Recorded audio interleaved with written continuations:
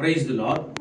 ஆண்டவராகிய இயேசு கிறிஸ்துவின் நாமத்தினாலே இந்த நாளிலே கர்த்தருடைய வார்த்தை நீதிமொழிகளின் புஸ்தகம் 8ஆம் அதிகாரம் 17ஆம் வசனம். அதிகாலையிலே என்னை தேடுகிறவர்கள் என்னை கண்டறிவார்கள்.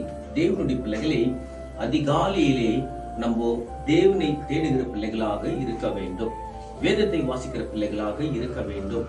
ஜெபிக்கிற பிள்ளைகளாக இருக்க வேண்டும். அதிகாலையிலே நம்மளுடைய சிந்தனையில, நம்மளுடைய மைண்ட்ல எது உக்காரதோ அன்னைக்கு எல்லாமே அதுதான் ஓடிக்கொண்டே இருக்கும். நீங்க அதிகாலையிலே பேஸ்புக்கை தேடாதீங்க, வாட்ஸ்அப்பை தேடாதீங்க, இன்ஸ்டாகிராம் தேடாதீங்க. வானத்தையும் பூமியை உண்டாக்கின தேவனுடைய வார்த்தையை தேடுகிற பிள்ளைகளாக இருந்தால் நீங்க நிச்சயமாகவே ஆசீர்வதிக்கப்பட்ட பிள்ளைகள்.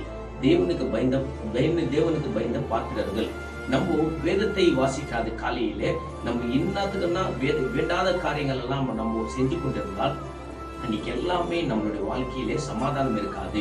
நீ அதிகாலையில் அப்பாவை தேடுகிற பிள்ளைகளாக இருந்தால் கண்டிப்பாக நான் சொல்கிறேன், இயேசுவின் நாமத்துல இன்னைக்கு எல்லாமே உனக்கு சமாதானமாய் இருக்கும். எப்படிப்பட்ட பிரச்சனை இருந்தாலும் அந்த பிரச்சனையிலும் தேவன் உனக்கு சமாதானத்தோடு உன்னை நடத்துவார். தேவனுடைய பிள்ளைகளை இனிமேலே அப்பாவை முதலாவது இடத்தை கொடுக்கலாம். எல்லாமே நெக்ஸ்ட் தாங்க. இயேசுதான் நம்மளுடைய வாழ்க்கையில ஃபர்ஸ்ட் தான் நம்ம இருந்தோம்னாக்கா நம்மளுடைய வாழ்க்கையும் நல்லா இருக்கும், நம்மளுடைய வாழ்க்கையும் ஆசீர்வாதமா இருக்கும். நம்ம வாழ்க்கையில எதுக்காக நம்ம முன்னேற மாட்டு கொண்டு இருக்கிறோம், நம்மளோட வாழ்க்கையில எதுக்காக டெவலப்மெண்ட் ஆக இருக்கிறோம் என்றால் நம்மளோட வாழ்க்கையிலே தேவனுக்கு முதல் இடத்தை நம்ம கொடுக்கறது இல்லை.